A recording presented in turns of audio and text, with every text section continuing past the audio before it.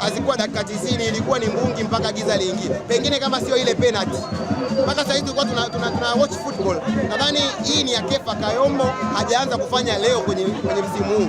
Ameshawachukua Simba karibu matukio 5 mpaka 6. Mechi ya JKT Tanzania ilikuwa disaster kama hii. Mechi ile ya Namungo ilikuwa disaster kama hii. Mechi ya Ken Gold ilikuwa kama hivi. Mechi ya Tanzania Prison kule ilikuwa kama. Mwamuzi mmoja akashachezesha mechi 11 za Simba msimu huu. Yaani haijawahi kutokea mwamuzi mmoja kwenye ligi, msimu mmoja wa ligi akachezesha michezo 11 kwenye timu moja. Hiyo chukua ondoka nayo.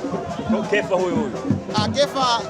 Kefa ni Simba. Unajua mimi nilikuwa nawaambia watu kwenye TV walipokuwa wanalalamika kipindi cha kwanza zimeongezwa dakika 6. Nikamwambia nyinyi mliokuwa kwenye TV mnamuona huyu Kefa ni Simba, lakini sisi tuliokuwa uwanjani tunamuona ni mwekundu wa Msimbazi. Yaani wanamuona ni Simba lakini nyewe unamuona? Yaani tuliokuwa uwanjani sio tena ni Simba, yule alikuwa ni mwekundu wa Msimbazi. Mahaba yake na Simba imesiketa mahaba ya Simba na Kisugu. Lakini walikuwa wanadondoka chini wachezaji. Walikuwa mimi silaumu katika dakika 15 zilizoongezwa kama zingeongezwa 30. Na laumu maamuzi ya mwamuzi. Hii nakupa tu fanya survey. Katika faulu ambazo wamepiga Simba kwenye lango la Mashujaa. Faulu 2 au 3 ndio zilikuwa za halali. The rest zilikuwa wanapewa, lakini ndio hivyo, hamna wafungaji, timu imedorora. Lakini mwisho wa siku ligi ni marathon. Umechukua hizi 3, je, watapata hii consistency? Je, watacheza na kina nani ili kuwa mabingwa? Kwa sababu sisi msimamo wetu ni huko pale pale. Hizo barua za kasi, hizo barua unazoziona sisi zimetolewa na bodi ya ligi, ni za miamko tu. Na haina ya mechi kama hizi. Ndio nasababisha mashabiki kwa sababu kama sio kupunguza tempo. Sasa hizi alikuwa anaoga yule Kefa Kayombo matusi kwenye hizi kamera. Ndio ile sasa mshabiki ukitukana unafungiwa. Shirikisho linaendelea kufanya mambo kipumbavu.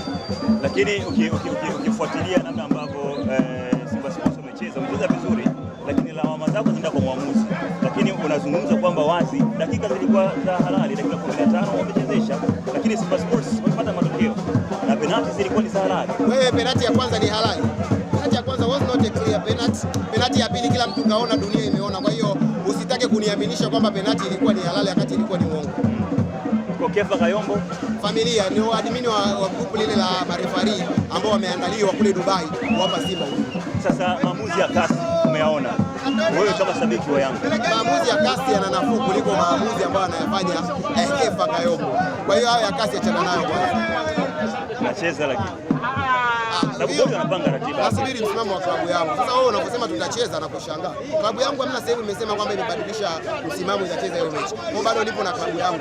Sasa hizi mpaka tunapoongea klabu yangu msimamo mechi haichezi. Sasa sijui nataka nikwambie lakini kwa jinsi wanacheza Simba Sports, kwa nini mnaogopa kucheza? Sasa tunaogopa kucheza na timu ya namna hii. Tunaogopa kucheza na Simba ambao mwamuzi atapangwa Kefa Kayombo. Hatuogopi kucheza na Simba nyingine yoyote. Hii Simba ya Kefa Kayombo ndio tunaiogopa. Kefa Kayombo kwenye mechi ya dabi. Sasa kama tayari sasa hizi ashacheza mechi 11 za Simba. Wewe unategemea kwenye dabi tukikubali kucheza hata aletwa Kefa Kayombo? Wewe yani wewe ni mwandishi wa habari, lakini ukipua filimbi huwezi kufika. Kila mtu uwanjani anajua Kefa Kayombo kawachukua Simba leo kawapa